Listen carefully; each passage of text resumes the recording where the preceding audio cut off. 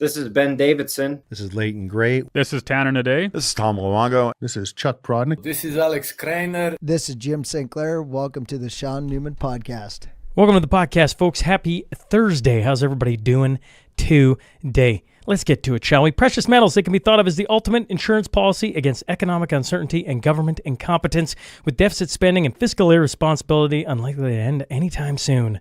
Now's the time to protect a portion of your hard-earned savings with a form of money that has been recognized for thousands of years. I'm talking silver and gold. I'm talking Silver Gold Bull.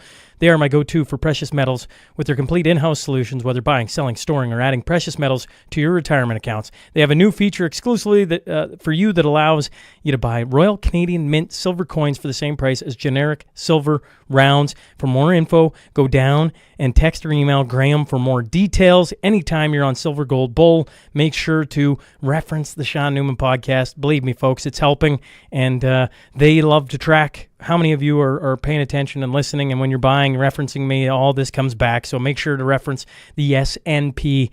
Truly do appreciate it. McGowan Professional Chartered Accountants. They offer accounting and bookkeeping, business consulting and training, financial planning, and tax planning. And Kristen got elected to the Northwest School Division's Board of, directors? Counselors? I'm forgetting now. Oh, that's terrible. Oh, well. She got elected, and she had her first meeting, and we were chatting about it. So there you go. So congrats to Kristen. And of course, if you're looking for an accountant, look into McGowanCPA.ca. That's where you can go for all the information. Substack, it's free to subscribe to every Sunday, 5 p.m. is going to be the week in review. That's going to get you caught back up on these busy weeks where you're like, how the heck am I supposed to keep tabs on 5 episodes a week? Well, if you can't, slide over, sign up for Substack. You're going to get an email. And if you're not getting it, check your junk mail. Check to make sure that it's not going in the wrong folder. And there you have it. You'll have the week in review, some thoughts from me, a couple of shots from usually the camera. And if you want to become a paid member, we give you a little preview of what's coming up the next week. And this past week, you got a little surprise in there. I'm not going to spoil it just yet. But if you go back and become a paid member, you're going to see something super cool happening with the podcast. The Cornerstone Forum is returning in May 10th, is returning May 10th, 2025 in Calgary, Alberta. Tom Luongo, Alex Kreiner, Chuck Prodnick, Caleb Ford, Matt Ayer, Chase Barber, and a few more are going to be announced with guest hosts including Chris Sims and Tom Bodrovics. Yeah, we're going to have an all-star cast coming to Alberta. It's going to be a ton of fun. That's May 10th. Early bird tickets are up. Just go down the show notes. These are going to be the cheapest the tickets are. The price will go up January 1st, along with if you're wanting to buy a table with the Tom, the Alex, the Chuck, etc., yours truly maybe. All you got to do is wait for January 1st, and then those are going to be out on sale as well. If you're listening or watching on Spotify, Apple, YouTube, Rumble, Facebook, make sure to subscribe. Make sure to leave a review. Make sure to leave a thumbs up. Make sure to leave a 5-star review. All of that truly does help. Believe me, if it wasn't for all you fine folks, I probably wouldn't be found on anything. And you're such an amazing group of people. You might as well tell them what you love or hate about me, because I guess it helps, I'm told. All right, let's get on to that tale of the tape.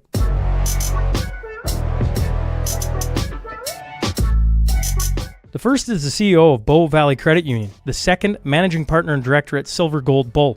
I'm talking about Brett Oland and Nikolas Morianos. So buckle up, here we go.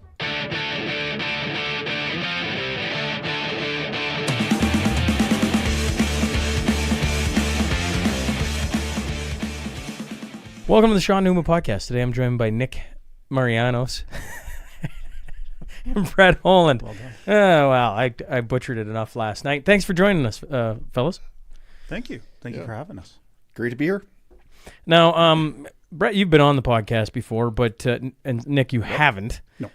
But I feel like it's been a while for Brett, actually quite a while in the number of episodes. So how about we just start with who the heck you two are for the audience? You go? Okay, I'll go. My name's Nick. I'm one of the founding partners of Silver Gold Bull, probably familiar to a lot of S&P listeners. Been doing the silver and gold sales thing for about 15 years.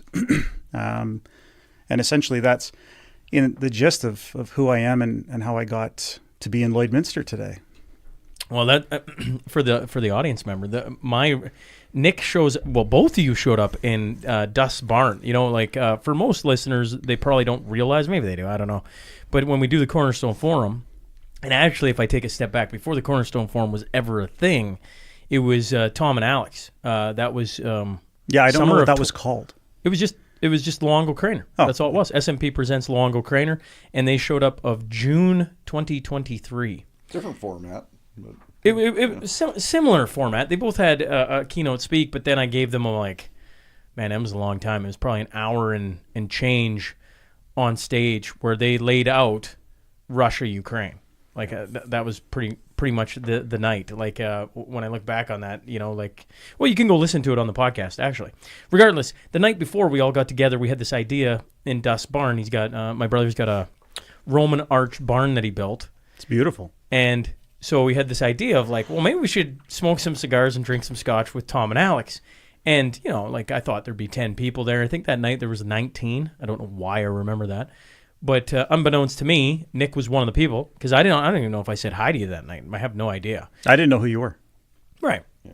And then Brett I'd interviewed previously, so I knew who you were, but I didn't know you that well, right? Like that's very early on in the relationship, you know, and to fast forward to where we are now and how many times we've run into each other. Obviously, Nick and I, with Silver Gold Bull being one of the major sponsors of the podcast, we've talked a lot. But Brett, we all seem to find ourselves in these same circles over and over again. Well, imagine that one of your previous podcast guests, Faisal, was the one that messaged me, oddly through Tom's Gold Goats and Guns Patreon, saying, "Hey, I'm going to Lloydminster to see Tom." And I was like, "Why the hell is Tom going to Lloydminster?" For the Shaun Newman podcast. I was like, "What's the Shaun Newman podcast?" And if you fast forward from that point when I was here, that early summer, I think it was like 4 months later, and we started a sponsorship.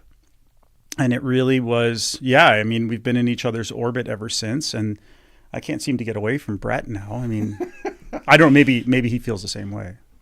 I love you, Nick. Back to Dust's barn. I dragged my wife out to the S&P Cornerstone last year, and we had this event before the hand, and she's like, "Well, where are we going?" I'm like, "We're going to a barn." And she's like, "You're joking. We're not going to a barn." I'm like, "No, we are literally going to a barn." Well, is there bathrooms in the barn? I'm like, "I don't know. I don't think there is any bathrooms in the barn." It's like, "No, seriously, where are we going?" And pull up, and then Shaun's there, and literally the barn, and yeah, she was a little surprised, but yeah. If there's one thing I'm sad about the Cornerstone Forum going to Calgary is that it's not in the barn. The barn was like, now to a woman, in all fairness, right? Like, I didn't think about that. I didn't really care, I guess. I just wanted to it just kind of the night before just kind of grew out of nothing. Because all my previous events, there was nothing really going on the night before, right?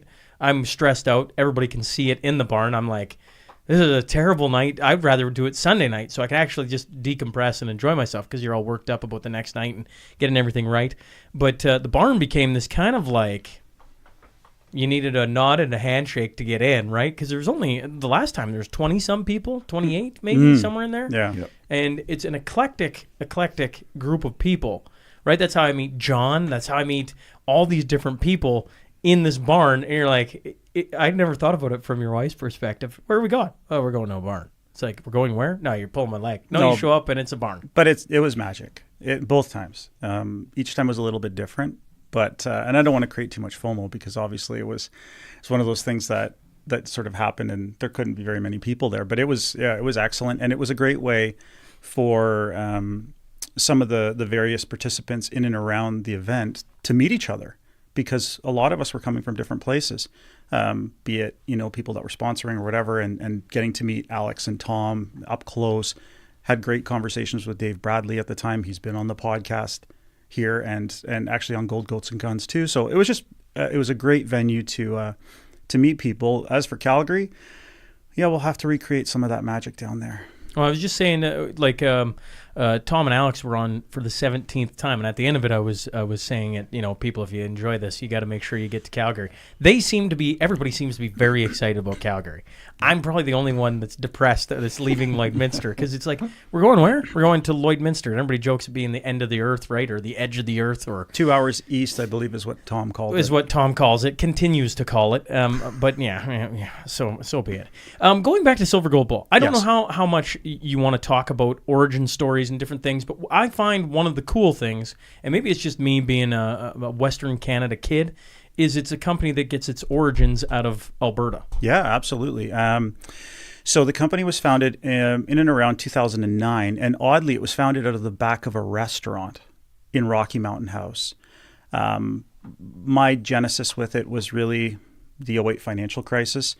I was studying law in the UK, had these aspirations of staying over there, be a lawyer, etc. And all that fell apart with the financial crisis. I got a call from a cousin.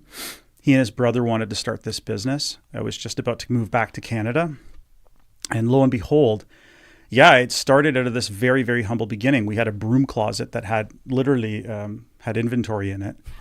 We, in the earliest iterations of it, we actually didn't have like a Uline, account or anything for boxes. So we would cut our own boxes out of other boxes. I think our first ever order was a fraud. It cost us like $9,000 out of our own pocket. So that sucked. But we went from that little tiny space in the back. I mean, we even used, if you can picture being like a short order, like on a line in a kitchen, and we all grew up in restaurants because myself, Bob, and Mihaly, our parents are Greek. So restaurants. The fourth partner, Chris, he wasn't from that background. He brought the technical expertise, but we had those little rollers where we would pin orders like order chits, like you were on a short, like a line in a kitchen. Anyways, we graduated out of there. We ended up in an office, in an apartment where we would move bits of inventory in every day to ship, again in Rocky. And we would take pictures of the orders in these bus trays from the restaurant, like those, like a busboy would use to take dirty dishes off of a table. That was another 6 months. We finally moved to an actual office there. Another broom closet, but a maybe slightly sturdier door, which also had a vault inside, was portable, large one. And then come 2012, we moved to Calgary full time, and we haven't looked back. But that was it. That was the origin. Was Rocky Mountain House. It was just the wildest time. I mean, at one point, all of the partners and all of our spouses lived in the same house too. Because I came over September 2010. And we were just like, what? Like, it was just wild. It was like bootstrapping to the nth degree, no salaries, no nothing. And then personally, I ended up in Fort McMurray because my wife ended up getting a job up there. So I would literally take orders at a desk day and night, never really leave, never go outside. And then every other week I would be down south. So it was a trip. It was awesome. Well, I think of in my brief time, the first studio I ever had was an old storage room of an old house and had like mouse poop on the floor, and like we just gutted it and threw up a wall and started bringing people there. And I was bringing like former NHL players in there, right? And I remember thinking, I'm like, they probably think I'm going to kill them. Like, I mean, literally, It was outside of town. You couldn't see it. You walked in the garage. There was the guy who lived there had guns scattered on the floor, laid out. A mop in the corner, bucket. Well, I mean, imagine placing at the time, the orders were still sizable, but like $5,000, $10,000, $15,000, $20,000, $25,000 order. And you didn't even know that your stuff was coming from a restaurant. I mean, we honestly got our first big break, and we just, essentially for us, this was a solution to a problem that we felt we had. We didn't know how many other people out there had a problem buying bullion, but they didn't want to go to the local shop. They wanted to be more discreet and cost effective with transparency. And so we set out to solve a problem, but we didn't know where we were going to get our supply of bullion from. Nobody had cracked that nut of getting product across the border, which sounds crazy, but most bullion, even if it originates in Canada, it actually ended up going to the States and coming back to us. It was so silly. It's just because all of the bigs are down there, the distributors. So we ended up catching our first break because we bought bullion from another dealer, and he left a little sticker on it, and lo and behold, that had one of the primary distributors who you otherwise would never have heard of. got in touch with them. They managed to get the product as far as Sweetgrass, Montana. So one of my partners used to have to load up his Avalanche like once every so often, and literally he'd come across the border, and it was just like that's not safe. And that's just like, again, it's a unique story, but it's really not for any of the business owners that are out there. I think it's really relatable about the things that you do to start a business, because who starts it with a lot of money? Like, it just doesn't exist really, right? So, and I think it makes the story that much better when you for the customers that have now been to the new HQ and they've seen the depository and they've seen the distribution center where we move, literally in a month we'll move tens of thousands of packages. If you go to the origin story of most businesses, and probably almost all, even the ones that get bought by big companies, if you go trace where the money starts and how they get going, I would say most or majority of businesses have a really cool origin story of how they're just like, as you call it, bootstrapping, like you have no clue. And I mean, Brett, I don't know, you can add in your flavor to Bow Valley Credit Union and how you guys how you got your start with a bank there. But like what you've turned it into is really, really something that gets talked about a lot. We were talking last night, Ben Perrin and me talking about, getting shut down by one of the Alberta banks for a small transaction, right? Where did I go? I started an account with you guys, right? Because it's like, I'm not trying to do crazy things, and yet at times the world, even the littlest thing, they deem to be crazy. I don't know your story on BVCU, but certainly if you wanted to share that, fire away. Sure, yeah, no, I'll touch on that piece. Like we constantly get that where people's accounts have been shut down, specifically after the trucker convoy. We got sort of a big influx because we took a stance on that. And even today we were having a conversation. I was having a conversation with our head compliance person. And it's like, well, is this person doing something illegal? Well, no, they're just buying crypto. Or no, they're just buying ivermectin or something like that. Are these things illegal? No. Then why are we shutting people down? Like it just doesn't make a lot of sense in a lot of cases. But anyway, Bow Valley Credit Union's been around for 70 years. Started in Banff, Alberta, 1953 as Banff Park Savings. That was the first branch. And we sort of have grown and expanded throughout Alberta.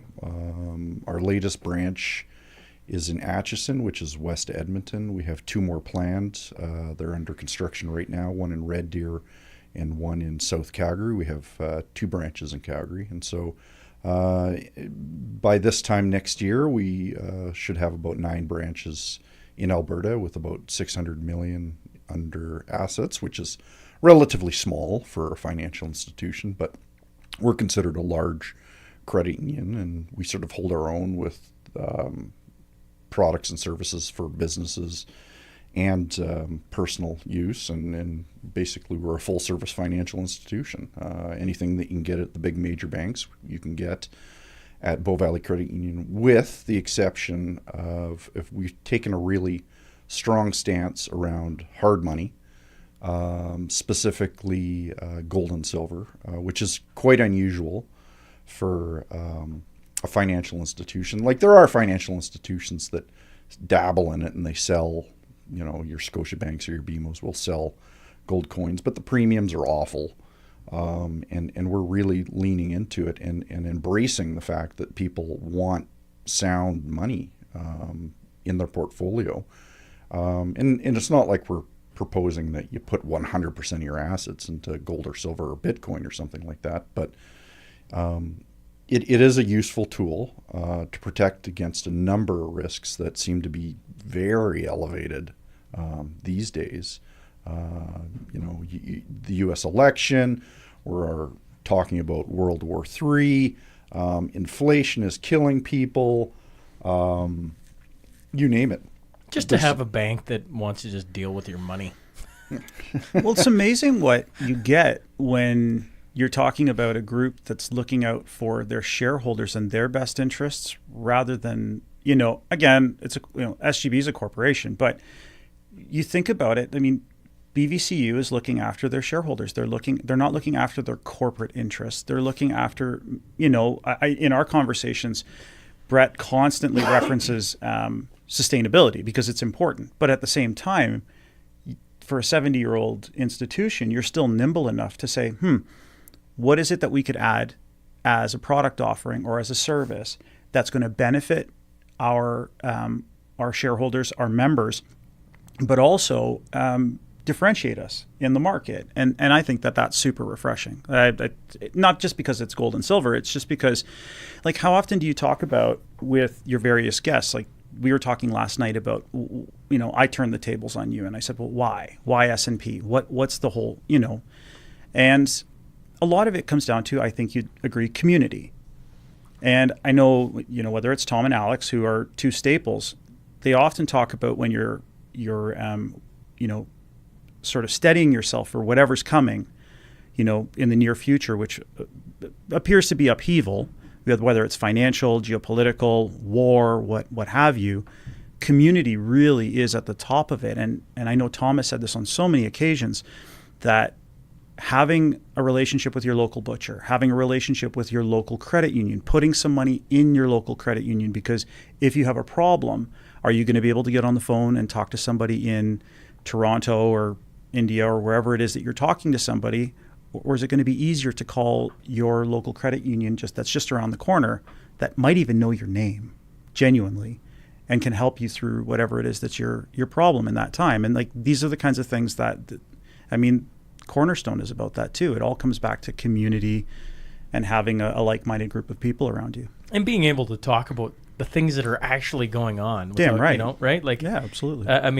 That's been impressive to me. When I was telling Mel this morning before I left to come here, she's like, "Oh, who you got? Or like, what are you guys going to talk about?" I'm like, "Wow, there's a myriad of things, but like, I keep running into. Obviously, me and Nick run into each other an awful lot now.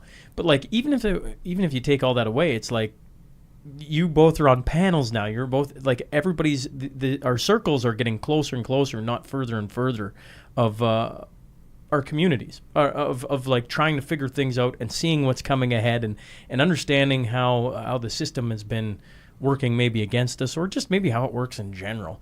And to see companies actively and open to discussing that is refreshing. Like, it's just like, oh, I'm drawn to that. Why? Because they're actually going to talk to me about what's going on, instead of being like, oh, no. No, well, when people aren't stupid, and it's like, don't try and snow people and say, oh, you ignore it. I know this tomato is $8, but yeah, don't worry about it. Like, you're imagining things. No, it's a real CPI, no. Yeah, go away. It's a real issue. And when you see those grocery prices going up $300, $400, $500 for a week of groceries or something like that, like, it's hurts. Well, look at the genesis of our relationship. I've talked about this. I've relayed it to so many people. You came down to Calgary to the Grey Eagle Casino because you had an interview slated with Sarah Palin. Yeah. Shout out to Canadians for Truth. I haven't talked to that group in a long time, but they were the ones that allowed me to do that. That was their guest for the night. No, that's terrific. And so I met you for the briefest of coffees at the casino, and you mentioned something. I was kind of sussing out, like, what's this all about? What's the opportunity? And you mentioned something about COVID. And I mean, to be fair, as a person who was really frustrated by that whole experience and have pretty strong views about it, I still said, like, oh, really? Still with the COVID? And you basically slapped me down on the spot. And I was like, I felt bad. I went away and I thought about it, and I told the guys, like, I think we need to support somebody that's still talking about issues that we weren't shy to talk about. It just felt almost like I wanted to just repress all of that because it was so awful. And that whole experience and the gaslighting that we went through and everything. But no, you're like, no, we need to talk about that. Not obsess over it, but we need to keep it front of mind, make sure people never forget about it. And, lo and behold, not long after, it was like, yeah, this is a good fit. I mean, if for nothing else, supporting people that are putting their neck on the line, because it's obviously it's an admirable thing. Yeah, no, I think in the long game, we're going to be the ones on the right side of this. And the thing is, you think about anybody that's throughout history, who's the ones that are trying to suppress free speech? Who are the ones that are basically trying to tell you what to do? Who are the ones? Those are usually the bad guys. So don't tell me differently, because history has a very different picture. So it was hard at the time to talk about those things and discuss those things, but very necessary to sort of move society forward, right? So, this is going to be the weird, like, kind of cool, but kind of weird all at the same time. So anyone who comes to the studio gets a 1 ounce silver coin, and I'm like, I'm going to give SGB a silver coin back. Is that what we're doing here? I guess so. So thanks, Shaun. This is not a fake smile. This is a genuine. You've driven all the way to 2 hours east of the edge of the world, and for your services, a 1 ounce silver coin. I'll take that all day long. It's amazing. So we were speaking to this this group of Bitcoiners, and really great group of people, super approachable. But the one thing that Bitcoin doesn't have, it has lots of good stuff about it, but it doesn't have this like visceral kind of a fun response. Like, I mean, the best is we used to do these trade shows, and honestly, like, oh my God, it was wild. You'd have mobs of people coming to your booth, and they'd be buying coins and this and that. And I mean, lots of people just going there just to steal chocolates, but shit happens. It is what it is. But I do remember lots of people would come, and we were one of those few companies who were just really we were chill about gold because we just loved it. I mean, we had this innate fascination with it. And we would put gold in people's hands for the first time. And this is back when, an ounce of gold was, let's say with, you're talking like $1,800, $2,000 CAD. And they were like, you're letting me hold, is this real? Is it real? But you could just see it was the minute it hit their hand, their face just lit up because it's tangible, real wealth. To your point, you don't put all of your money in any one thing, period. That's just the one thing that I wish for Bitcoiners that they could experience, is that kind of a feeling of, instead of digits in your wallet, it's just that feeling of that weight. Well, Chuck Prodnick, every time he comes in, right, he's got to be he's building a stack on being an SMP guest, right? He's like, you sure you want me to take this? I'm like, I don't know, Chuck, you just drove 2.5 hours to come sit and talk with me. Yeah. Well, the thing is, I think I want to change that up anyways. Like, we have those 1 ounce bullets. Like, I mean, I can imagine that Chuck would light up like a Christmas tree. Well, don't spoil it. Chuck, erase that from your mind. We'll try that won't happen. That won't happen. We're sold out anyways. Yeah. But he talks about being Gollum and playing with his stack, right, of coins, and like the sound it makes, everything. Like, I didn't know it until I bought my first set of silver coins, right? And then I'm like, oh, this is something. This is super cool, right? Well, one of you guys said last night, it's more symbolic, right? We used the word gold, but gold wasn't just gold. Gold meant something more to the three of us sitting over a beer too, and dinner. It was about open-mindedness and community, and just topic for. I get home. So, anyways, once again this morning I'm talking to my wife. She's like, "Oh, how was the night?" I'm like, "Well, we sat in the same spot for 5 hours and talked and didn't stop talking." And I'm like, "So I think it was a pretty successul night." She's like, "Oh, that's good. What did you guys talk about?" I'm like, "Oh, everything. Like, I mean, everything." But I did bring up the gold thing. I'm like, one of the interesting things was the idea of gold. It just, the word means more than just gold, because it's kind of like all of a sudden, gold, interesting, okay. And I'm sure the Bitcoiners listening would say the same thing about Bitcoin. It's true. It means more than just Bitcoin, because if you understand Bitcoin or gold and what it represents, all of a sudden you're in a very, I mean, it's a larger club than I give credit, but at the same time, in our society, it's a pretty small club. Yeah. Well, yeah. And that's essentially, Bow Valley Credit Union needed to say thousands and thousands of words in basically something that you could just put on top of a sign. Well, that was the origin, yeah. And so we basically just slapped gold on the side of our logo, and people go, I know what you're talking about. And they know that you're talking about freedom of speech. They know that they're talking about liberty. They know that you're talking about independence and protection from government inflation. You're talking, it's just this myriad of issues that boils down to basically one thing. And, not that everything has to do with the financial system, but let's face it, it's a very emotional topic. It's complicated. And if you can distill it down for people to understand, then we're way farther ahead with something like that. So. Things feel wrong something feels off, right? Like it comes up often in conversation. You can't, like, I don't have the solutions for life. Far from it. But I realize that, and I was saying last night that I've had this gentle entry into what appears to be just a crazy world. I came at it very organically. I was thinking about, things like, why is there so much debt? What is the whole purpose of, printing so much money? Why are we on the trajectory that we're on from a financial point of view? And then the 2008 financial crisis happens. Obviously, people get blown up financially. It's a disaster. And to me, that felt like a really easy and organic way to enter what has become, banana land. Nowadays, like, depending on how you feel about various issues, imagine, like we said, imagine being red-pilled now. And again, that doesn't mean anything other than imagine opening your eyes to, like, maybe things aren't quite the way that they're portrayed in the media. We're not going down any particular rabbit hole. We're just saying in general, there seems to be an agenda. If you're, it could be big agra, it could be military with the wars, it could be this, it could be that. It's just a lot to digest and come into right now. So I felt fortunate, but all along you just feel like something's a little bit off. And I think a lot of people are looking for solutions. And for some of them, they want to work with people that they feel like are on the up and up and value them and value their opinion, because a lot of people, they feel like people don't listen to them. I know that, like, for us, it's like when I do part of my portfolio is the AML stuff, the anti-money laundering.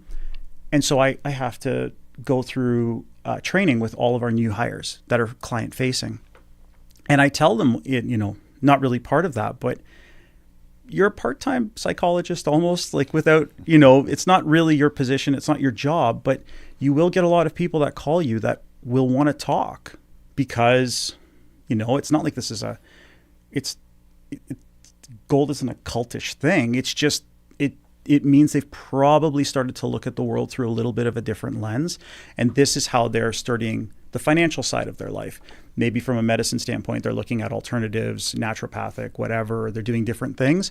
But it's just, that's just the world that we live in. And I'm sure that at BVCU, a lot of, in particular, the clients from the last couple of years likely are in the same boat. No, and absolutely. I spend hours and hours on the phone. Just, you're right. It's a bit of a psychologist. I got to get something off my chest. And I have a lot of time for it, to be honest, because especially now, I think we need a lot of empathy of how crappy that we were treated on the other side of this. I don't want to be, when somebody's finally waking up to seeing what's going on, be that person that's pointing, yelling, and I told you so type fair. Thing. Like, you need to have a lot of empathy towards people because we've all been through that journey and it's not easy. And it takes a big person to basically wake up and go, holy moly, I was wrong about X. And it doesn't really matter what it is, but it takes that psychology conversation that, Shaun wanted to do podcasting as obviously as a job, but you wanted to talk to ex-NHLers. I remember your story about saying you really wanted to do something with maybe the NHLPA and their alumni because they all have pitched Glenn Healy on. Yeah, they have fascinating stories. I was explaining that to somebody recently, and I thought, well, there's a lot of really good stories there, but then there's a different calling. The life throws a monkey wrench in the spokes of your bike tire, and you were asking about the why of the S&P last night, right? And or of the Cornerstone Forum, and I was explaining, and I think about it now like lots, right? Because like that's where I was going, that's where I wanted to go. I thought, if I could pitch Glenn Healy, I remember at the time there's like 4,000. I'm probably off my number, but 4,000 plus NHLPA. So basically alumni of the NHL alive still. Mm-hmm. And I'm like, I was doing the math of doing one a day and how many years I could do that for and think of the wild stories that would come with that. And I'm like, oh, this would be unreal. Glenn Healy had no time for it. It was almost disheartened, right? And then, COVID wouldn't relent and whatever, and you kind of get to where you are. Now we've gone through COVID. And, some of my critics will talk about how I'm like anti-vaccine or whatever terms they use. And I chuckle about that because I'm like, you don't realize where I sit. I have loved ones who got vaccinated. And so I hear all these stories and I worry for them, right? Right. Like so I always go back to, and I was saying the example last night is Back to the Future. And in Back to the Future, like if you could go in a time machine and go back, what would you do? Well, somewhere along the lines, you're going to buy Amazon stock or Apple or all these different things. You're going to buy Bitcoin when it first comes out. You're going to, right? I mean, what is it at now? Close to, or you're going to go back and buy gold, right? It doesn't matter. You're all of the things. You're going to do all of the things because you're going to know. You're going to win the lottery first, so you have the money to go and buy all of the things. But here's the thing. Where we sit right now, if you just start paying attention, like some of the things you can see coming well in advance. It's kind of like a slow moving car wreck. And I just wanted to, I can't go back in the past because I haven't heard of anyone getting a time machine yet. The DeLorean hasn't been invented. They can go flying back, bringing back nostalgia for you. But we can look into what's coming, and we can see that there's some things we should be talking about. That's the whole idea behind Cornerstone, is to make sure that we do not allow our loved ones or ourselves be taken advantage again by, is it the government? Is it society? Is it world powers? It doesn't matter what Big it is. Tech. It doesn't matter. Yeah, and it's not I was thinking about it. It's not a political thing. Like, there's obviously been a lot made of, in Canada, red versus blue. Or which side are you on? That immediately paints you as with these pejoratives or whatever about how you feel about things. But it isn't about that. It doesn't need to be about that. I don't know why everything always has to come back to politics. It's probably because there's interests that want that, but it just feels like nonsense. I think, I'm not some big student of history or anything of that sort, but history seems to, if not repeat, it seems to rhyme. And I do believe that a lot of people who spend a lot of their time in the podcasting world trying to have conversations, trying to talk to people who specialize in different fields are starting to paint a picture that makes a lot of sense, which is we've seen this before. Maybe we didn't see it holding an iPhone or what have you, because those are some of the accoutrements of 2024. But it's big censorship, not big tech, but censorship of individuals, control of financial systems. Alex has brought up this incredible point where he's been tying some of the things that have happened in Russia and Ukraine to potentially sovereign debt crisis that's brewing in Europe. And well, doesn't that sound familiar? Because there's been a lot of conversation, like now World War II starting to blow up again. Specifically World War II. It's starting to become something that people want to talk about. They're talking about it more freely. There's a lot of mythology around it that it's verboten to go there. But in general, you're starting to see these little slivers of, oh God, that looks familiar, to things that I've heard about the origins of those big wars. And I think it's important for people to be able to talk about them. I think me and my partners have always been advocates for free speech. How are you ever going to solve a problem if you can't talk about the symptoms that you're seeing before your eyes? Or especially if you're being, told there's nothing there, shut up, back to your corner. No, that's not right. Yeah, and you're right. It looks a lot like a slow motion train wreck. And that was sort of my biggest mistake during COVID, because I've always sort of been a bit of a paranoid individual, but you sort of expect something just to bang, and it happens in 90 minutes like a movie or something like that. And it doesn't. And it doesn't. And I constantly talk to people, and it's like, oh, the US dollar is just going to collapse tomorrow or next week or next month or something like that. And you're like, no, it's not going to work like that. It's going to take effectively decades to happen.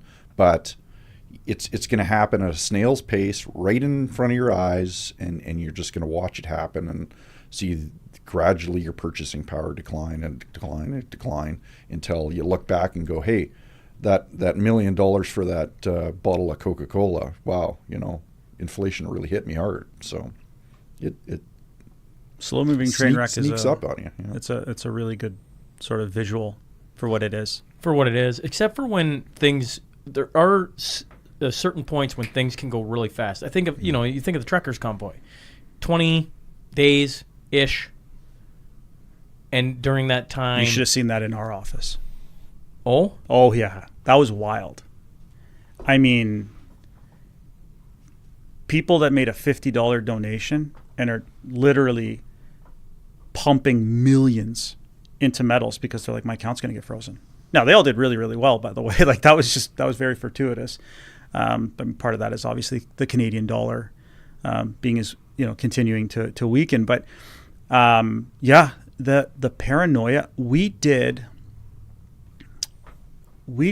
oh my God, I think we did 2 times in the 1 month. I think it was at March of 22. No, it was the end of January and February. February. Okay. It was February. Yeah.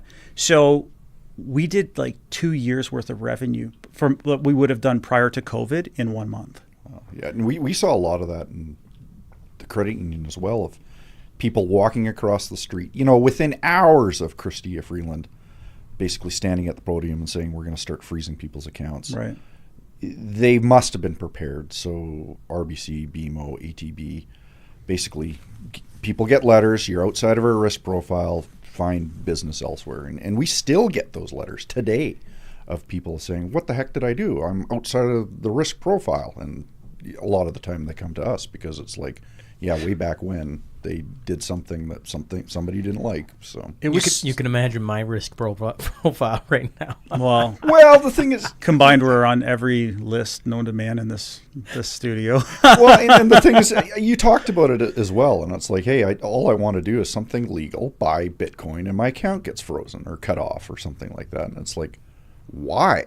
It's not like you're. It actually makes me want to buy more. Oh yeah, no, allow me to do it, right? Yeah, what is it? The fruit of the forbidden tree, kind of a thinking, right? Where you immediately want to do what it is you're not supposed to. I was going to say what was really interesting too, in our experience in it, is that there's this peculiar phenomenon in our part of the world, in our industry, where if one entity gets busy, they're all busy.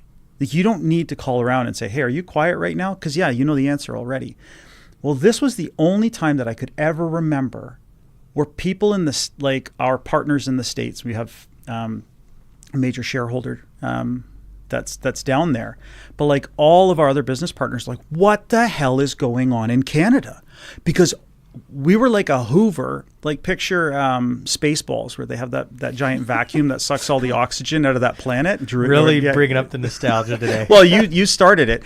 But we were like that, pulling all of the metal out of everywhere in the United States for probably about 3 months of gargantuan revenue. And they were like, what's going on? And it's like, it's the trucker rally. It was, there are, in the course of, so many years in anything that you do, for you, the podcast, for you, the banking industry, you're going to have these sort of seminal moments that you'll never forget.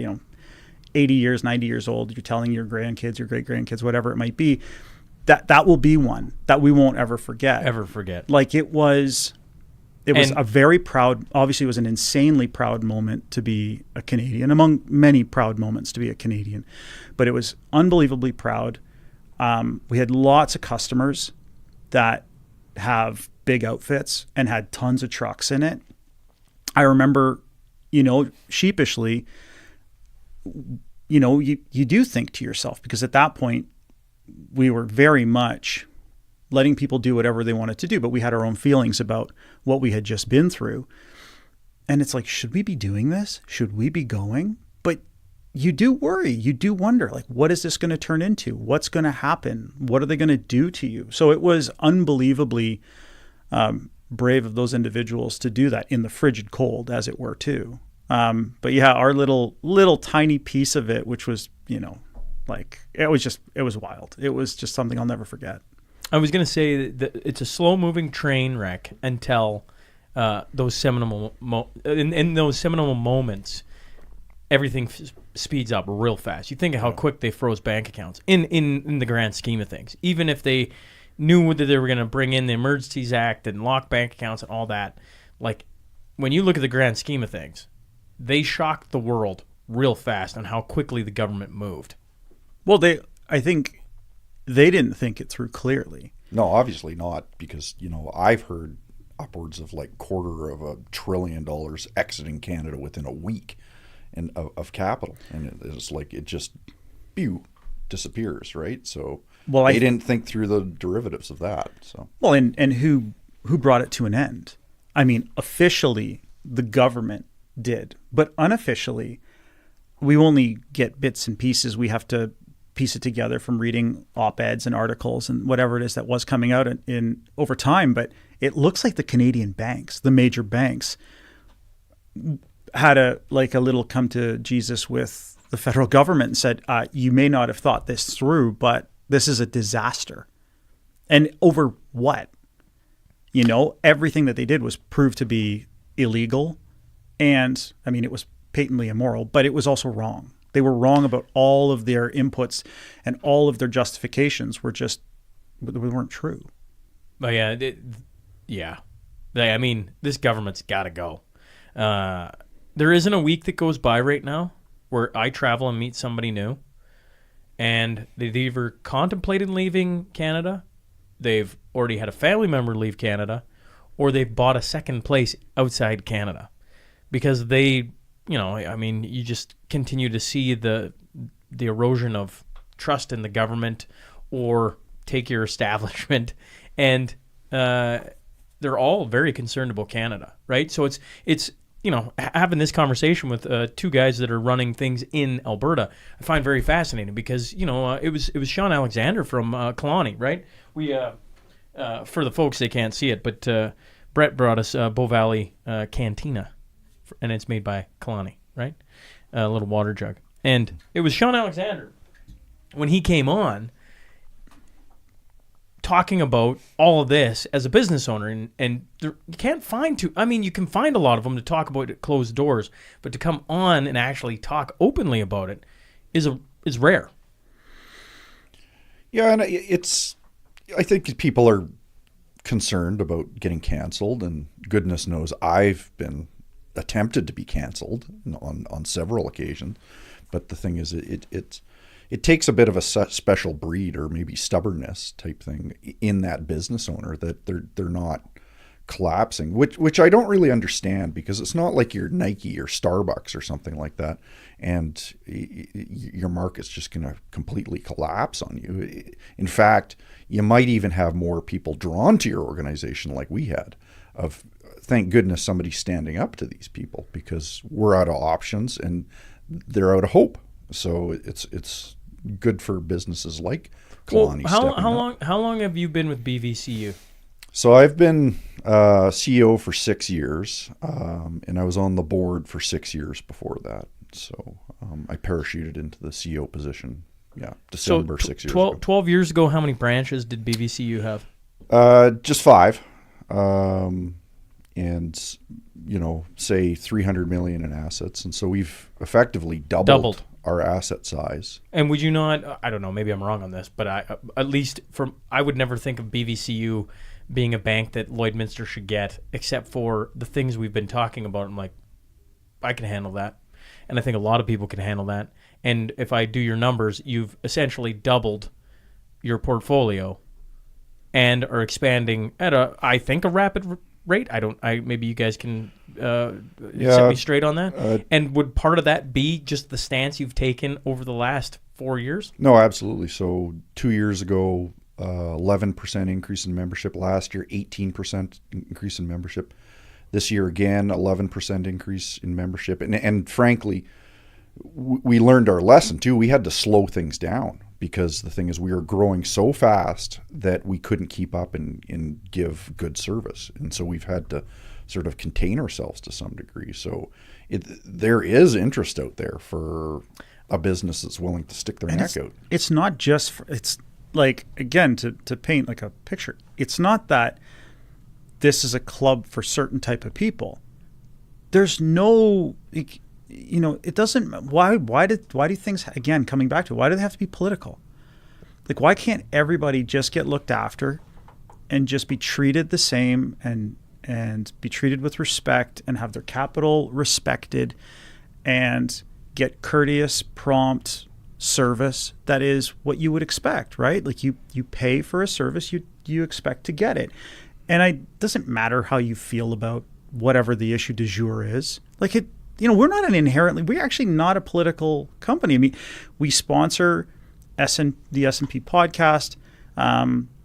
We sponsored Tucker Carlson coming to jointly to Calgary and to Edmonton. And it felt like it was appropriate at that time. I think, you know, we don't get the benefit of a lot of face-to-face interaction with our customers. I think that's one of the really big things about Cornerstone that really interests me is we've never, ever done anything like this. It's your event, but I said, like, we're going to, at some point soon, we're going to put an email out to subscribe, like, to the newsletter subscribers and say, you know, we're doing this in Calgary and it's a great opportunity to come together because, again, back to it, community and giving back. And in this case, it's helping put on what Shaun's going to do a great job and put on a great show and any part that we can play in it and foster conversation without specifically going at one topic and, you know, becoming all polarized. I think it's value. Like, that's what people need. Well, it isn't one, you know, like, of the 6 speakers right now, you got Tom and Alex, which, I mean, in fairness, that's going to be geopolitics, I'm going to assume, right? They come on and we talk about Russia, Ukraine, among a myriad of other things. But after that, you know, Chuck Prodnick, okay, military, but Chuck can go in a lot of different directions. You got Caitlin Ford, who's got the classical charter school, 1,300 kids in Alberta, and they're expanding. It's a very fascinating story. She is a sharp mind. You got Chase Barber, who's Edison Motors. That's, you know, like, if you would have asked me about Chase Barber a year and a half ago, I was against the idea of having him on the podcast, which is funny because I'm like, when I hear that side of my brain talking, I'm like, probably should. Because Chase Barber is talking about EVs. He's built the first, North America's first electric logging truck. It's a fascinating story. He's a fascinating guy. And then Matt Arrett, you know, that's the latest, one of the 2 latest. And Matt Arrett's all about Canadian history, right? And explaining to people kind of the dark nefarious of how we got here from a Canadian's viewpoint instead of tying ourselves in with the CIA, which is, you know, obviously the American side of things. And there's a part that Canada's played in that. So, like, the scope of Cornerstone actually goes all over the place. It isn't inherently political. It's more of like, here's kind of what's going on, or this is coming down the pipe, and let's talk about it. Let's discuss it. And how many people last year or in April that came, the best part of it was when they were eating and having the fiddle players play, and they just got to hang out and discuss and meet the community. A lot of people really enjoyed that. I don't know. I was kind of curious because Brett's, actually both of you really wanted it to go to Calgary. And Nick can probably talk to it better than anyone. I dragged my feet hard. I was like, I'm not going there. Right? And I went on holidays this summer, and Mel was asking me about it. I'm like, it's going to be a giant headache. I don't want to go, right? And then I got talking to Tom about it and actually Alex about it, right? And enough people, but I mean, I give a lot of time to the 2 of you for convincing, or not, I don't even know, convincing, I don't know if that's the right word, but laying out a plan of like, this can work. And I'm like, all right, let's try it out. You said that what happened was it expedited it by a year. You said it probably was the right place for it, maybe in like a further year down the road. I remember that. I felt like I literally dragged you around the city to go look at venues. You drove to my house. You forgot your shoes or something too. It was super weird. I'll never forget. That was super weird. That was very what bizarre. What were you driving with? I drove all the way to Calgary. I forgot about that. And forgot my dress shoes. Oh, so I had shoes. Yeah. I had sandals. Oh, okay, gotcha. So I walked around all these venues in sandals. I forgot about My wife was out of town. that. Thanks for We bringing had to that drop up. my kids off at school, and they were like in the back seat, like is doing this this guy? like hostage video thing in the rearview mirror, like blink twice if we're safe. Like who the hell is this guy? Like Sasquatch that's in the front seat. And yeah, and I remember like I think, you know, any part that we can personally play, I'll let you speak for yourself, Brett, but any part that we can play in helping bring a conversation to, I mean, look, we have a unique insight into S&P because we see a lot of S&P customers that specifically come and they talk to Grahame. Shout out Grahame for looking after all the S&P listeners. Like, there's a lot of people in your listener base that are motivated by what that little thing that we do in the world, which it doesn't save lives, it doesn't do anything, but it seems to resonate. Like, you've got the most down to earth, humble, awesome group of listeners out there, full stop. I've told that to other podcasters that I know. And I think, again, you bring them together, you give them an opportunity to hear something. You know, some of them will think, oh, that was bullshit or whatever. I don't think that makes sense, or I'm offended, and that's fine. But what you hope is that they go home and it spurs a conversation between, let's say, two spouses or family members, and then that spawns into the neighbors being like, have you thought about this? I listened to so-and-so speak. They may not know who that speaker is, but it plants a little seed, and the next thing you know, could take 2, 3, 5, 10 waterings down the road, but a little green shoot comes out, and that person starts to become inquisitive. And you're not trying to cause like upset the apple cart, but you just want to get people thinking, because there's a lot of different things that we need to think about. Yeah, and that's, I think, a big problem in the world today. You see it all over, is people just delegating their thinking. They delegate everything to the politicians. Well, the politicians will look after it. And so at the end of the day, I don't think any politician is going to save anything. It's really going to be the people. But we have to start thinking about not delegating our thinking, delegating our kids, delegating health, delegating everything type thing. And that's sort of where it comes right down to gold and silver and Bitcoin, is like, you're not delegating your financial well-being to somebody else and just be, oh yeah, they'll look after me. And I think that's really interesting, because I see it a lot in my family too. And it's like, well, why would they ever do that to me? They'll look after me. And it's like, really? You know, when throughout history has, you know, the higher elites looked after people? And it's really interesting. What about, you know, one of my favorite guests that you have on every now and again, we've been through this, Dave Collum. I could listen to that guy read a phone book. And, you know, he has that really incredible little comment where he's like, how much space does it take to have a couple bags of rice in your basement in a dry spot? And he's like, if you know, how stupid would you feel if you could have had 6 weeks of food, but you ran out at 4 just because you couldn't be arsed to go and buy 2 more bags of rice and a few cans of beans or whatever it might be that fits into, like, you know, this space in your basement that you otherwise have cluttered with stuff that you've hoarded for years. Oysters too, there, Nick. I don't know where that comes from. Yeah, you got to have oysters and rice. Okay, well, yeah, I mean, yeah, he said oysters last night. I was like, what the hell is he talking about? Smoked oysters.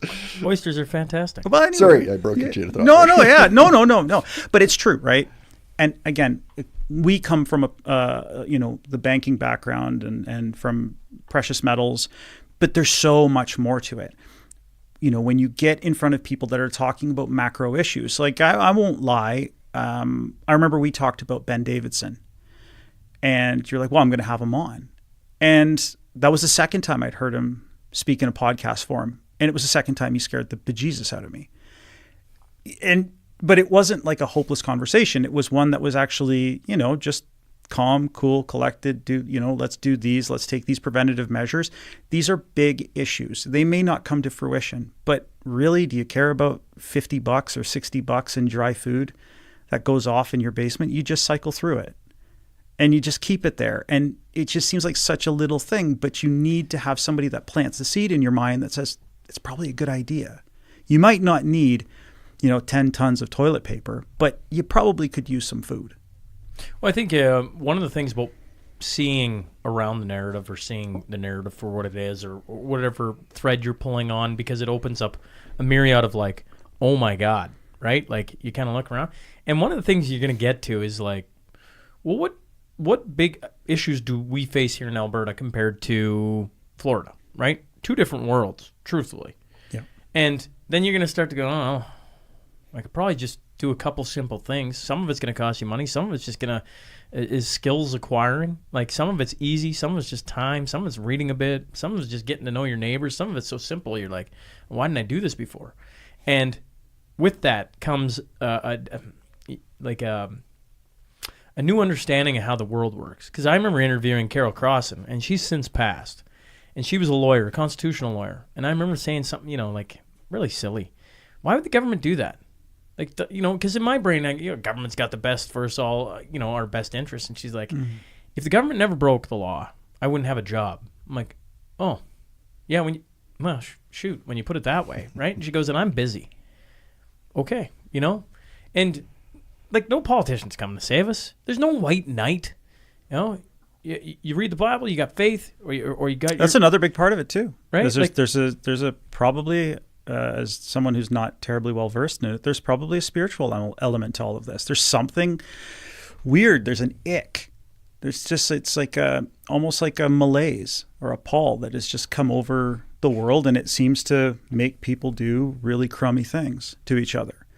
And it's inexplicable. It doesn't make any sense. Like why in this of all countries, this wonderful country that we're in, why does it have to be so? Why does there have to be so much animus? It just feels weird. A government, I'm looking behind you at Parliament in that picture. A government is essentially, it's an entity it's a living, breathing thing. As it adds more people to its bureaucracy, are those people going to immediately look for efficiencies to shrink itself? No. It is a runaway freight train. They say directly or indirectly, I think the government is employing probably north of 50% of the country. Now, that includes some really important things, teachers and firefighters and police and all kinds of, but in general, like this is a runaway bureaucracy. It is not there to help you. Now, that doesn't mean I'm advocating for anything at all. In fact, I don't even want to leave. I love Alberta. I can't see myself leaving Alberta. I believe in Alberta.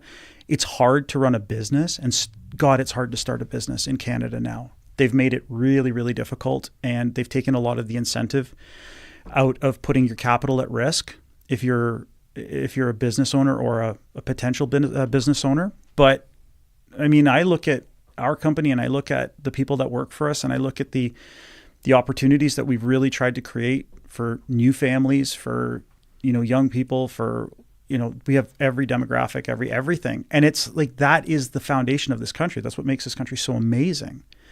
And it's those jackasses that are kind of trying to spoil it, but we just can't let them. Trump announcing, he threatened, I think, 25% tariffs on Canada and Mexico if they don't fix their borders. Yeah, he's a negotiator, so I'm glad. And I don't know if I'd say I'm glad, but the thing is, no doubt, frankly, because we've been living on the apron strings of the U.S. and frankly, a lot of the world has for far, far, far too long. And we just expect, the U.S. is just going to bail us out with their military. And you've had people on that's like, our military is pathetic. And it's only going downhill until we fund it properly. And the thing is, that's just one piece, right? So what about education? What about the legal system? What about the police system? The borders, that type of thing. So, frankly, I'm glad somebody's slapping us in the face and giving us a bit of a wake-up call. And it's like, listen, you're surviving because of our good grace. And frankly, we are. Like, we're no better than any other country in the world out there. We just happen to have, the strongest big brother that shares the biggest, longest border with us is really what it is. So I'm glad they're going to do something like this, and basically maybe it'll wake up Canada so we can start being productive again. Or put the final nail in the coffin for Trudeau. Yeah. Yeah, well, 100%. I didn't follow the story that closely, but obviously immigration was getting a little bit out of control in the country. So I'll choose my words, carefully. But it was ironic that within hours of Trump winning that election, programs that had just gone live were shut down within the day. I mean, like there was like a panic, like hair on fire. And there is a conversation to be had. We've talked about it privately off air, that what the hell is going to happen with our border? There's a number of undocumented in the States. They say it's somewhere north of 10 million. It could be 15 million. I have no idea. But if they fear genuinely being deported, well, there's this unmanned monster border to the north. Yeah, it's cold, but we generally look after our own. Actually, look after other people more than our own sometimes. That's a scary thing. With regards to him saying that he's going to slap tariffs on us, well, I believe there's a conversation there where there are a lot of drugs that are moving all over the place and they're crossing borders without checks and balances. People are migrating. There's a lot of problems it's inexplicable. It's just, it comes back to that conversation about the government's not going to come and save you. Sometimes it feels like they're trying to do the opposite. Like none of this stuff makes sense, which is why we come back to the individual and to the family and to the community. And people, I think at this point, especially, feel like it's really prevalent in the prairies. People are coming back to the family and they're coming back to their community and they're trying to shore up the things that they can shore up. And that just means, tighter relationships, conversations, thinking about different issues that maybe I don't know much about finance, but I'm really blessed to know someone like Brett that can tell me how banks work and how I can work within the framework of having a bank account, of course, like everybody needs, but maybe do it at a local level where I just feel more comfortable. And other people know things about growing food. Your community is full of all of them. These are important things. It just takes, we've got threats daily now of countries that want to lob nukes at each other. And it's, can we have a moment here and pause and just think about the fact that you idiots are talking about something that's existentially important and you're just saying it like off the cuff remarks? It's just wild. So all we can do is we can look after ourselves and try and make our little corner of the world a better place to live. One of the listeners had asked me when he knew you were coming on, Brett, about some of the different, and you probably can understand this and explain it better than I can, but in order to get like a loan, you have to provide maybe your, I don't know, is it your ESG score or environmental things? And they were talking about, is that going to affect Bow Valley? Is that going to affect all banks? Or is that bank by bank? Does that make sense? And maybe you can elaborate on it better than I can. This is something happening at the national level, so it doesn't really impact us unless you want it to at the provincial, because we're regulated differently, right? So we're regulated by the province. The bigger banks are regulated by OSFI, who happen to report to Chrystia Freeland. Specifically, probably what your listener's talking about is B15. And so the B15 is the Climate Risk Mitigation Act. And it's basically, it's a pretty benign document, and it talks about, we have to reduce carbon and greenhouse gases and things like that. But it does link to another bill called S243, which stipulates the amount of capital that a bank needs to hold. And specifically on oil and gas loans, they increased the capital requirements to give out those loans by 1,250%.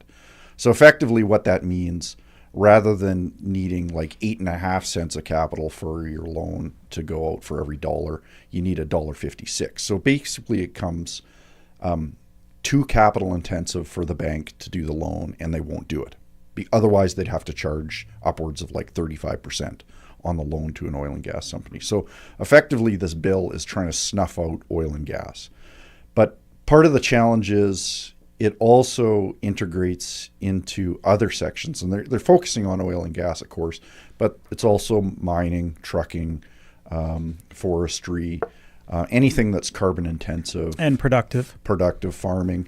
It's all on this bill. It's just they're focusing on that. And if you don't think it really affects you, and it's like, well, I deal nothing with that, think about agriculture, because maybe they'll make it very difficult to get lending for agriculture. Or residential housing is on there too. So perhaps if you don't have the right windows or the right insulation or the right solar panels on your roof or something like that, rather than paying 4, 5, 6% for your residential mortgage, you could be paying 18, 19, 25% for your residential mortgage. So effectively it becomes too cost prohibitive for most people if you're not following these magical ESG scores, that type of thing. And it's worth noting we're not following these standards, and we don't need to as a credit union, but the bigger banks will likely force it on specifically oil and gas companies. Which do you... I don't mean to say wish that upon the bigger banks, but won't that drive people to you?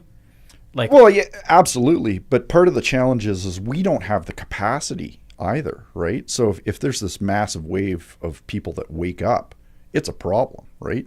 So Nick talked about, doing more revenue in 2 months than you did in 2 years or whatever it was. And it's like, eventually you're going to run out of inventory if that keeps up, right? Oh, you can't. Yeah, you will. You're into delays and you're into all kinds of things. And so, it'd be good for our business. But the thing is, we're a small, tiny fraction of the financial services sector. RBC has 1.2 trillion in assets. But imagine a world like, I honestly, I never heard this before. Like, I've heard about the emission caps that they want to do, but you so succinctly and really quickly walk through what to me appears like seppuku for a country. Like, I mean, it's just nuts. Yep. This is there's no hyperbole. I don't mean to sound like, I genuinely, it just takes you back. It just, you're trying to, you're thinking about it. It's like, how do you want to provide every service for every person and employ everybody with no fucking revenue? Like, this is where we're going. This is unbelievable. We have this unbelievable gift that this country was given, which is resources. And there are sustainable and practical ways to harness those resources. And it's unbelievable that they would actively try to shut down any ingenuity, opportunity, productivity that seems to come about. It's shocking. And ironically, the whole carbon conversation, good, bad, or indifferent, seems to have pushed aside something really practical, like a conversation about the environment and keeping your area clean and keeping your natural habitats clean. Like, we're just obsessed with this like myopic view of the world, and it's just carbon's going to kill us all. But yeah, that's shocking. It's just all out. So you're virtue signaling, saying, well, Canada's the best because we're not producing any carbon. Yeah, you are. Even if, somehow you have a job, maybe that's the case, and you can actually buy things. You've just outsourced all your carbon to Asia. That's all you've done. It's not like you're saving the environment. You still basically just, you know what? We don't have any mines here. We don't have any oil fields here. We're magic. And it's like, no, that energy needs to come from somewhere and it needs to be manufactured somewhere. You've just outsourced it to China, and probably you've increased the emissions in the environment because you got to bring it over on a boat. Yeah, and they're not, it's interesting. I believe it's Jordan Peterson that I heard once say that if you want a better world, if you want people to respect their environment and look after it, give them opportunity.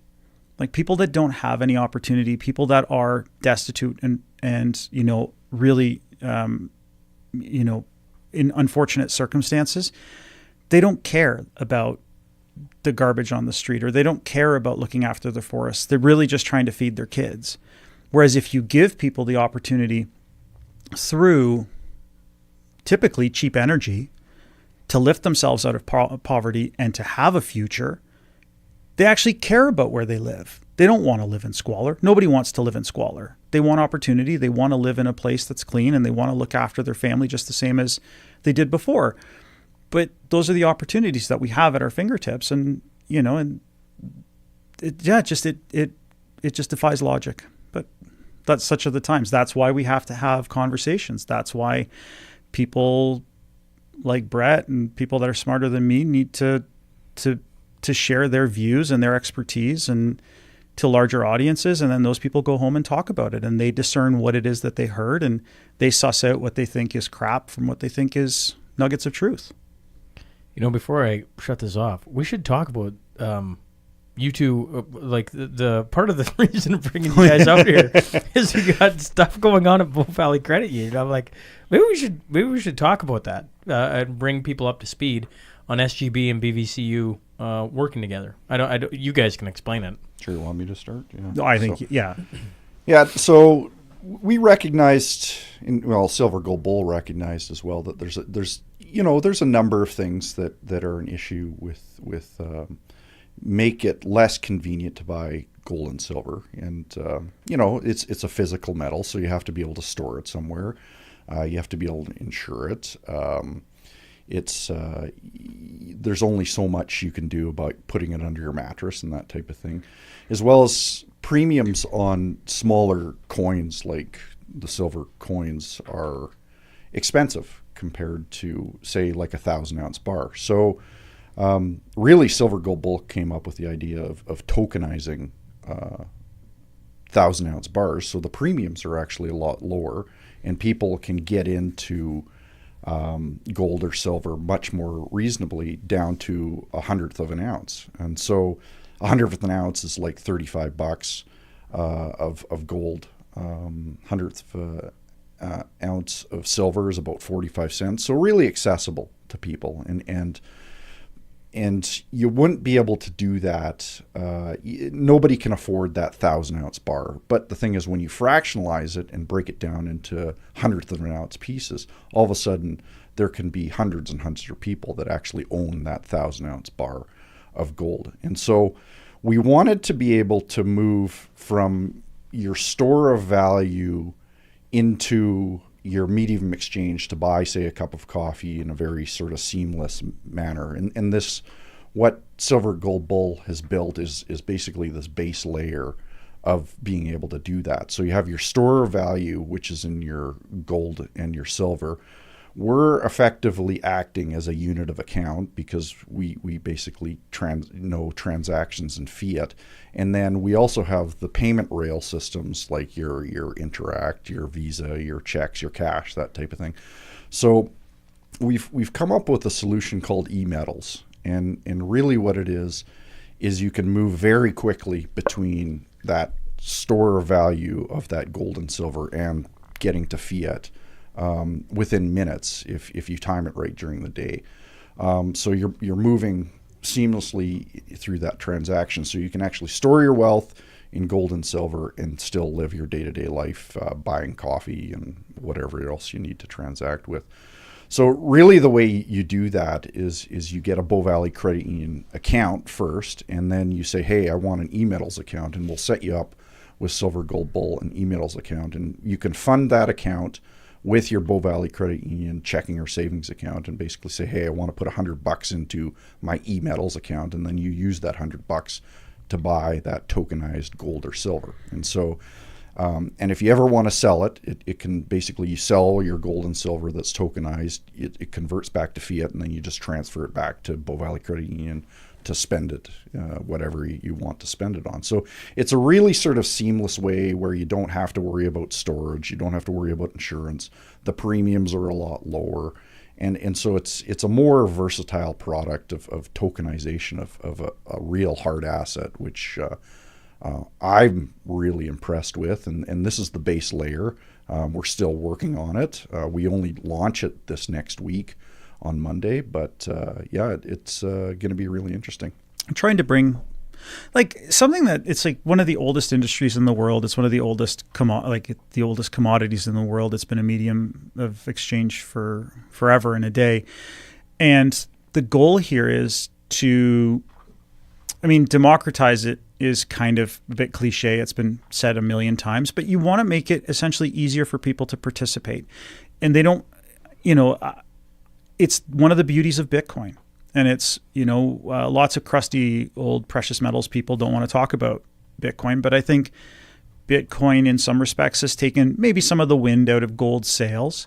But on the flip side, how many people at a younger demographic that are really fascinated with digital tech, like digital forms of money, have had real solid conversations about fiat and its faults and its problems, and how there are other forms of sound money. So this is another way to slowly introduce an old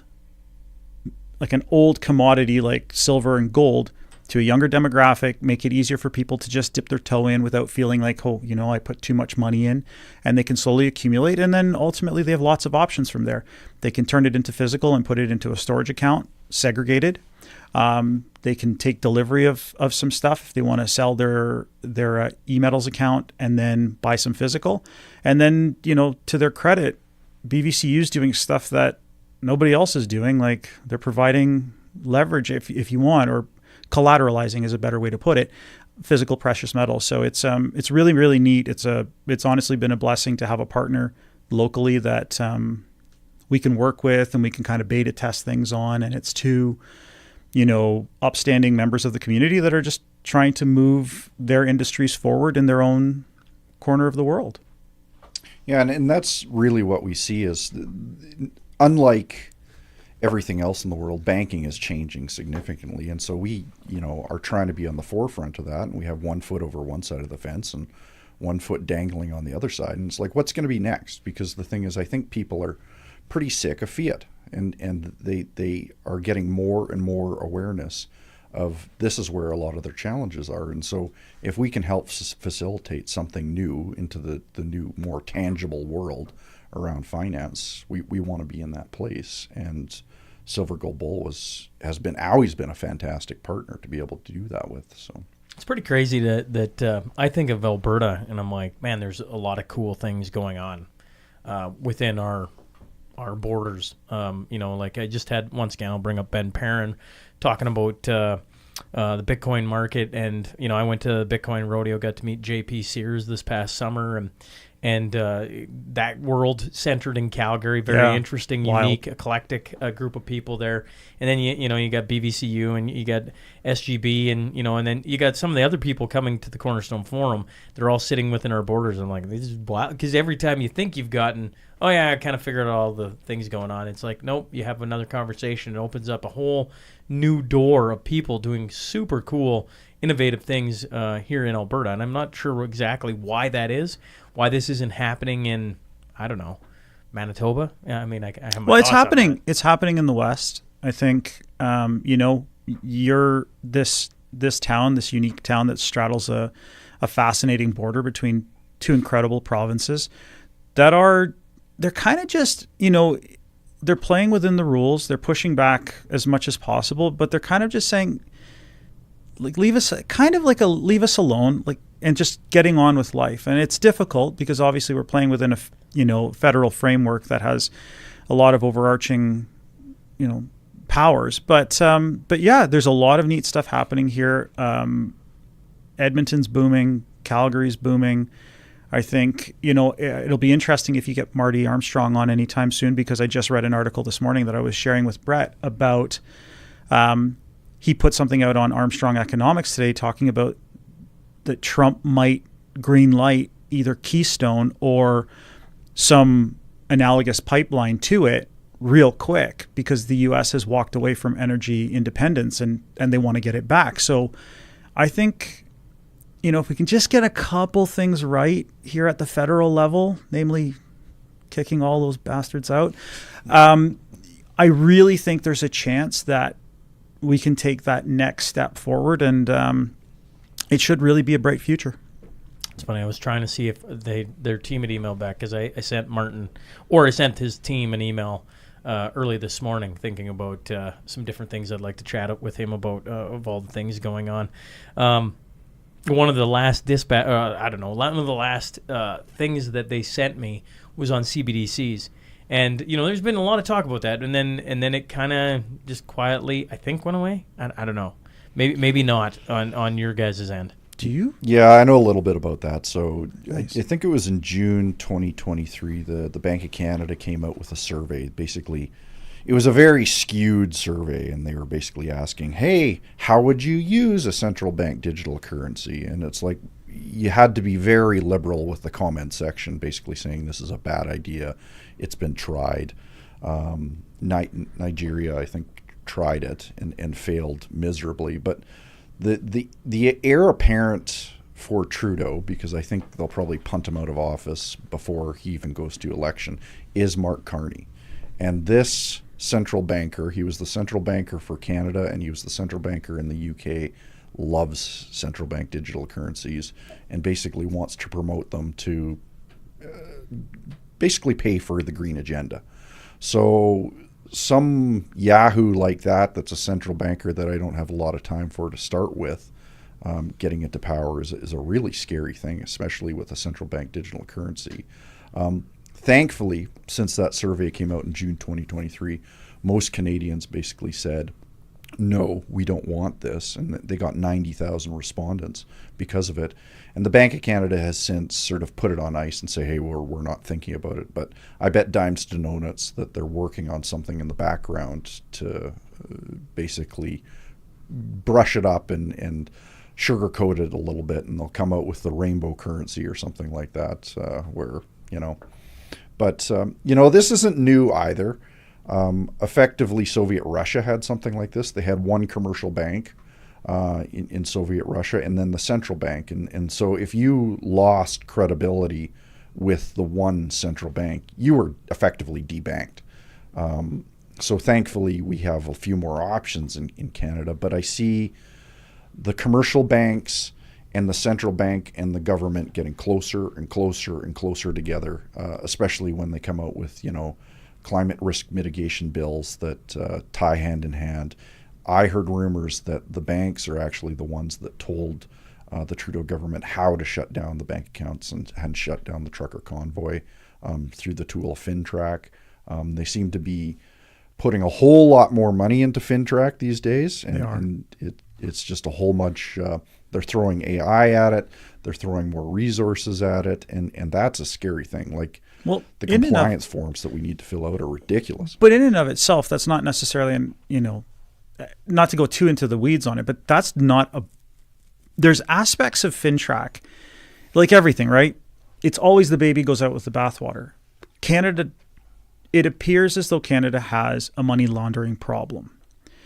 There have been tons of op-eds, tons of articles in the major papers, Globe and Mails, National Post, etc. This isn't a secret. I mean, you see Vancouver housing prices, and you see the individuals that are buying those houses or traditionally have, and how they sit vacant. Yeah, there's a lot of money coming into the country that's coming in through dodgy means, and you would like to think that those things which are making housing unaffordable, which are driving up the cost in general of life in the country, those things should be curtailed.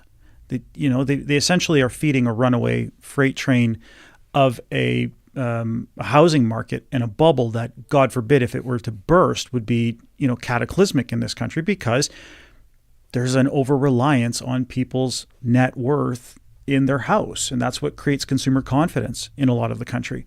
So I think there's aspects of it that should be used more. It's ironic that they're really trying to go after people who are, for political means. It's just crazy. I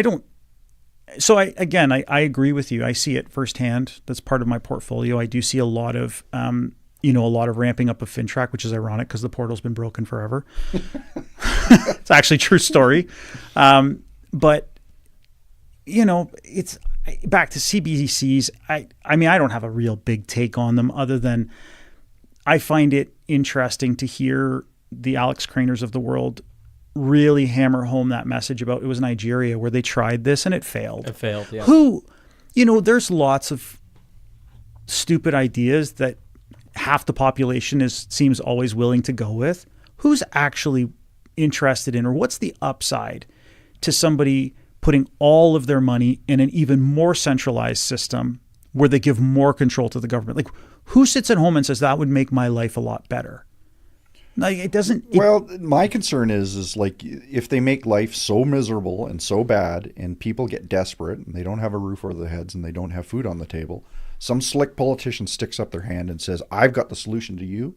All you need to do is sign up for the central bank digital currency and I'll put 1,000 units into it every month for you. And they go, I'm desperate. I have to take it. Universal basic income type of thing. Yeah, I don't know. To me, it doesn't make a lot of sense unless you have a big catalyst, which again, is that, again, I'm not saying I know this, but why is it that no matter what happens, they keep escalating these conflicts? We could go on for hours about this, and I know we shouldn't, but that, these things are not necessarily completely disparate. They seem like, what the hell does FinTrack and CBDCs have to do with, sending, 155 millimeter shells or ATACMS or whatever and lobbing them into Russia, when they're like, you can't do this. This is our border. And if you do it, we're going to nuke you. And they're like, nah, you won't. Let's just do it. What do these things have in common with each other? Maybe nothing, or maybe something.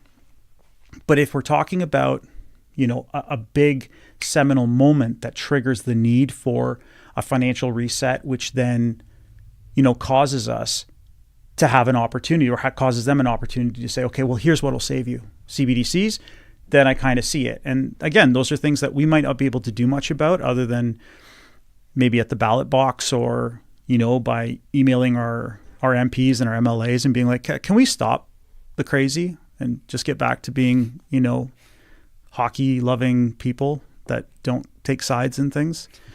That's probably where we're at. Any final thoughts, fellas? Appreciate you making the trip here. This has been a fun 24 hours. Yeah, no, well, just thank you for what you do, Shaun. Like, it's becoming more and more important, I think. And we were even talking about it last night. There seems to be a little more thinning of the independent media, whether, the mainstream media seems to be collapsing as well. But it's important to support podcasts like this, I think, because it does give a fulsome conversation around what we really need to hear, and whether people want to hear it or not. That's nice, and you don't have to agree with anything that we have to say, but I think it's important that you noodle it around a little about a lot of things, especially around gold and silver, Bitcoin, the financial system, and what it means to you. So, yeah, I echo the same sentiments. I'm really appreciative of the fact that we have these forums to have a simple conversation that people can choose to listen to or they can ignore. I am really looking forward to the opportunity to meet more people from your community face to face, have really interesting conversations, disagreements, be passionate. Like, I just think those are the things that, they just make you feel alive. They make you know that the person opposite you cares, because they're really thinking critically about where we're at in the world and what's going on. And I to the extent possible, I would basically implore people listening, like, give it a thought, come out to Cornerstone.